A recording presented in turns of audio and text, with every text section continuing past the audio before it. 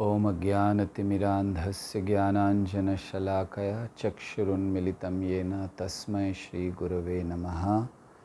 नमो ओं विष्णुपादाय कृष्णप्रेष्ठाय भूतले श्रीमते भक्तिवेदान्तस्वामिनिति नामिने। नमस्ते सारस्वते देवे गौरवाणी प्रचारिणे निर्विशेष शून्यवादी पाश्चात्य देशतारिणे। जय श्री कृष्ण चैतन्य प्रभु नित्यानंद श्री अद्वैत गदाधर श्रीवास आदि गौर भक्त वृंद। हरे कृष्ण कृष्ण कृष्ण हरे हरे, हरे राम राम राम हरे हरे। हरे कृष्णा।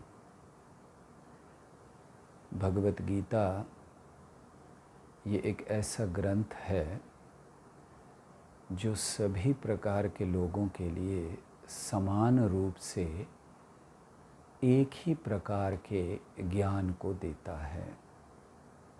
भगवद गीता कोई जाति विशेष, कोई धर्म विशेष का ग्रंथ नहीं है। भगवद गीता में दिए गए सिद्धांत ये सभी के लिए लागू होते हैं। जैसे इस पृथ्वी पर जो रहते हैं उनके लिए गुरुत्वाकर्षण शक्ति है, तो ये गुरुत्वाकर्षण शक्ति ये सब के लिए एक समान लागू है। ऐसा नहीं है कि कोई किसी जाति का है तो उसको गुरुत्वाकर्षण शक्ति प्रभावित नहीं करती। इसी तरह भगवद गीता के जो सिद्धांत हैं, जो ज्ञान भगवद गीता में दिया गया है, वो सारी मानवता के लिए है। और आज ही नहीं, पूर्व काल से आज और आगे सदियों तक ये ज्ञान मानवता को राह दिखलाता रहेगा। और इसीलिए हम सब के लिए आवश्यक है जानना कि हम भगवत गीता को कैसे समझें, हम कैसे जानें क्या है भगवत गीता, क्या हुआ भगवत गीता का प्रभाव अर्जुन के ऊपर, क्या ज्ञान दिया भगवान ने, क्या मूल संदेश है भगवद गीता का। हम लोग भगवद गीता को अब तक एक धार्मिक पुस्तक मानते आए हैं, लेकिन भगवद गीता किसी जाति धर्म विशेष की पुस्तक नहीं है। ये केवल ऐसी पुस्तक नहीं है जिसको केवल रख कर हम अगरबत्ती दिखा सकें। ये ऐसी पुस्तक है जो जीवन में उतारने के लिए है। ये ऐसी पुस्तक है जिसके द्वारा हम अपना जीवन बदल सकते हैं। ये ऐसी पुस्तक है कि जिसके सिद्धांतों को जीवन में स्वीकार करके जीवन की सच्ची सफलता को प्राप्त कर सकते हैं। आज सभी लोग सफल होना चाहते हैं, कोई ऐसा नहीं है जो विफल होना चाहता है, लेकिन दुर्भाग्य से सच्ची सफलता को समझ नहीं पा रहे हैं। भगवद गीता हमें वो ज्ञान देती है जिसके द्वारा हम सच्ची सफलता को प्राप्त करें। एक ऐसी सफलता जहाँ से हमें कोई हटा नहीं सकता, एक ऐसी सफलता जो सदैव बनी हुई है। ऐसी सफलता की प्राप्ति हम भगवद गीता से करते हैं। तो इसीलिए भगवद गीता क्या है इसको समझना चाहिए, इसकी पृष्ठभूमि समझनी चाहिए। तो अब के सत्र में हम इसकी पृष्ठभूमि पर बात करेंगे और फिर आगे आने वाले सत्रों में जैसे जैसे सत्र बढ़ते जाएंगे, भगवद गीता के मूल विषय, भगवद गीता के सिद्धांत, भगवान क्या हमें बतलाना चाह रहे हैं भगवद गीता से, इसको सुनने का प्रयास करेंगे। तो भगवद गीता ये ऐसा नहीं है कि केवल 5000 वर्ष पूर्व आई। हाँ, श्री कृष्ण ने 5000 वर्ष पूर्व, करीब 5000 वर्ष पूर्व कुरुक्षेत्र की युद्ध भूमि में भगवत गीता को दोहराया। भगवत गीता को कहा नहीं, भगवत गीता को दोहराया। क्या प्रमाण है इसका? क्या हम अपने मन से कह रहे हैं? नहीं, भगवत गीता में ही इसका प्रमाण दिया गया है।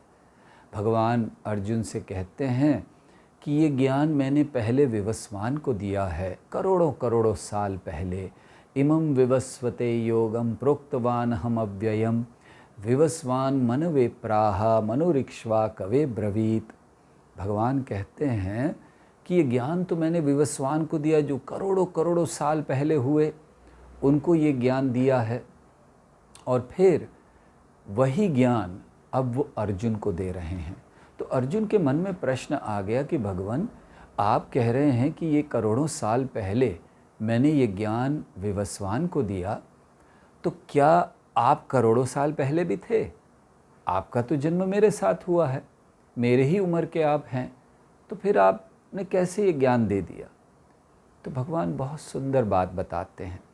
अर्जुन से कहते हैं, बहुनी में व्यतीतानि जन्मानि तव चार्जुन, कि हे अर्जुन, मेरे और तुम्हारे कई जन्म हो चुके हैं, तुम्हें याद नहीं है, लेकिन मुझे मेरे सारे जन्म याद हैं, क्योंकि वो भगवान हैं।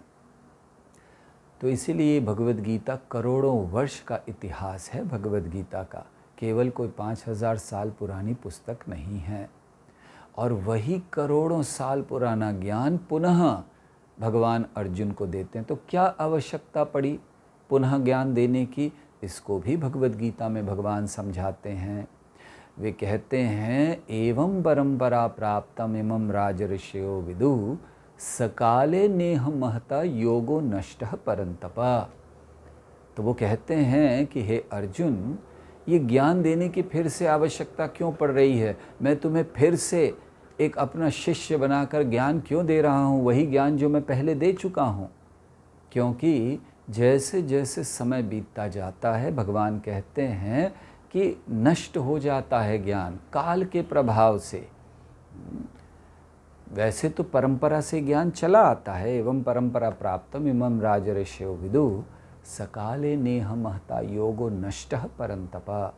लेकिन काल के प्रभाव से धीरे धीरे फिर ये नष्ट हो जाता है, फिर से स्थापित करना पड़ता है। और इसीलिए भगवद गीता में भगवान ने कहा है कि मैं बारंबार आता हूँ, धर्म संस्थापनार्थाय संभवामि युगे युगे। बारंबार आकर धर्म की स्थापना करता हूँ, क्योंकि लोग भूल जाते हैं, ये लुप्त हो जाता है ज्ञान। जैसे आज के समय में भी भगवत गीता को कितने लोग जानते हैं? बहुत कम लोग। दुर्भाग्य की बात यह है कि हमारी पावन भूमि भारत में भी बहुत कम लोग भगवत गीता के महत्व को समझते हैं, भगवत गीता के ज्ञान को समझते हैं, भगवत गीता को अपने जीवन में उतारने का प्रयास करते हैं। बहुत कम लोग हैं। तो ये बड़े दुर्भाग्य की बात है, क्योंकि भारत भूमि बड़ी पावन भूमि है, और इस पावन भूमि का महत्व क्या है? हमारी सभ्यता। और वो सभ्यता का आधार क्या है? भगवान की भक्ति। जब भी भारत ने भगवान की भक्ति को त्याग दिया, अपनी उस सभ्यता को त्याग दिया, जो बड़ी महान सभ्यता रही है भारत की, जिसका गुणगान शास्त्रों में हुआ, जिसका गुणगान इतिहासकारों ने किया, जो सारे पूरी पृथ्वी पर राज्य किया करता था भारत, ऐसे भारत में जब भगवान पर आधारित सभ्यता को त्याग दिया गया, तब भारत की ये दुर्दशा हुई कि आज भारत को अन्यों के सामने हाथ फैलाना पड़ा। नहीं तो सोने की चिड़िया थी भारत। इतना ज्ञान का भंडार था कि सब लोग सारी दुनिया से भारत में आते थे ज्ञान लेने के लिए। ज्ञान था, धन था, ऐश्वर्य था, बल था। कोई भारत की ओर आंख उठाकर देख नहीं सकता था। आज कोई छोटा सा देश चुनौती दे देता है, लेकिन भारत का बल था, कोई देख नहीं सकता था भारत की ओर आंख उठाकर। क्यों? क्योंकि सभ्यता इतनी मजबूत थी, लोगों में एकता थी, लोगों में प्रेम था, लोगों में आजकल की तरह इतना ज़्यादा झगड़ा नहीं था। और उसका कारण हमारी सभ्यता। और जब हमने उस सभ्यता को त्याग दिया, तब फिर सारे कष्ट हो गए, दुख हो गए। तो इसीलिए भगवत गीता ये आवश्यक है अपने जीवन में उतारने के लिए। तो वही ज्ञान अर्जुन को दिया भगवान श्री कृष्ण ने। और फिर अर्जुन को ज्ञान दिया जब ये, और ये बताया कि बहुत प्राचीन ज्ञान है जो मैं तुम्हें दे रहा हूँ, विवस्वान के द्वारा, जो विवस्वान को मैंने दिया था। तो ये जो भगवद गीता है ये महाभारत का हिस्सा है। महाभारत के भीष्म पर्व में ये 18 अध्याय आते हैं भगवद गीता के। और वैसे तो महाभारत में, जो हमारे पास महाभारत है अर्थात इस पृथ्वी पर, उसमें 1 लाख श्लोक हैं, लेकिन महाभारत की रचना जो व्यासदेव ने की उसमें 60 लाख श्लोक हैं। और ये 60 लाख श्लोकों में से 59 लाख श्लोक ये देवलोकों में गाए गए हैं। केवल 1 लाख श्लोक की महाभारत हमारे पास है जिसमें भगवत गीता है। अर्थात भगवान कृष्ण के गुणगान के लिए 60 लाख श्लोकों वाली महाभारत बनी है। तो यहाँ 1 लाख है, उनमें से फिर ये महत्वपूर्ण 700 श्लोक भगवद गीता के 18 अध्याय।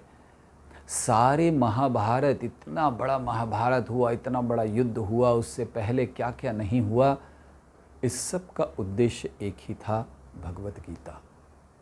भगवान ने एकदम सही समय चुना भगवद गीता को कहने के लिए। तो कैसे आए उस समय तक, ये भीष्मदेव से हम प्रारंभ कर सकते हैं। भीष्मदेव ये बड़े प्रतापी व्यक्ति थे और इनको बहुत वरदान प्राप्त थे, विशेष करके इच्छा मृत्यु का वरदान। और इन्होंने ब्रह्मचर्य का व्रत लिया हुआ था। और फिर भीष्मदेव ने बहुत कुछ देखा अपने जीवन में। वो बंधे हुए थे हस्तिनापुर के राज सिंहासन से, लेकिन बहुत सारी चीज़ों को देख रहे थे। उन्होंने लाक्षागृह को देखा कि जहाँ पांडवों को जलाने का प्रयास किया गया। उन्होंने द्रौपदी के वस्त्र हरण को अपनी आँखों से देखा, वस्त्र हरण के प्रयास को, और बहुत कुछ। तो कभी कभी भीष्म के मन में आता था कि क्या ये आशीर्वाद मेरे लिए आशीर्वाद है या श्राप है, मुझे क्या क्या देखना पड़ रहा है।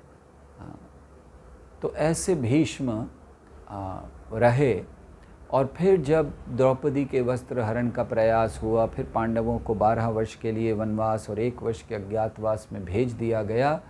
तब जब वापस आकर उन्होंने अपना राज्य मांगा तो राज्य दिया नहीं अर्जुन को, दुर्योधन ने। तो फिर उस समय ये युद्ध की स्थिति आई। तो युद्ध की स्थिति क्यों आई?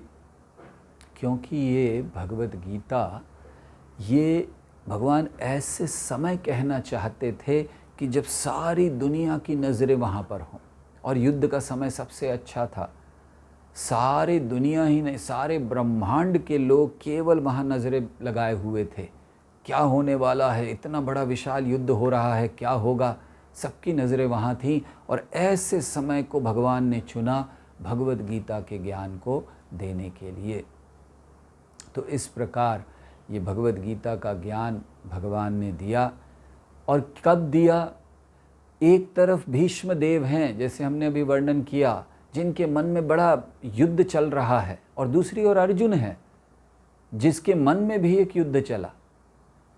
और अर्जुन ने कैसे युद्ध जीता? दरअसल भगवद गीता ये दिखलाती है कि अर्जुन, पहले अध्याय में हम देखते हैं कि अर्जुन 2 युद्ध लड़ने के लिए तैयार हुआ। पहला युद्ध कौरवों से और दूसरा युद्ध अपने मन से। लेकिन श्री कृष्ण ने देखा कि अर्जुन अपने मन से युद्ध हार रहा है, आंतरिक युद्ध हार रहा था। बाहरी युद्ध वो जीत सकता था, लेकिन अपने मन को नहीं जीत पा रहा था, अपनी इच्छाओं को, अपनी भावनाओं को नहीं जीत पा रहा था। और ऐसे समय में भगवान ने वो ज्ञान दिया जिससे अर्जुन के जीवन की सारी दुविधा दूर हो गई, भीष्म के जीवन की दुविधा दूर हो गई। अर्थात भगवद गीता वो ज्ञान है जिससे हमारे जीवन की सारी दुविधाएं दूर हो सकती हैं। और भगवान ने अर्जुन को मदद की, ये जो आंतरिक युद्ध था इसको जीतने के लिए, और ये ज्ञान दिया भगवद गीता का। तो क्या आंतरिक युद्ध था अर्जुन का? जब भगवान पहुँचे, सब थे, तैयार थे युद्ध भूमि में, शंख बजा दिया, अब युद्ध होने वाला है, तो अर्जुन ने एक विचार रखा।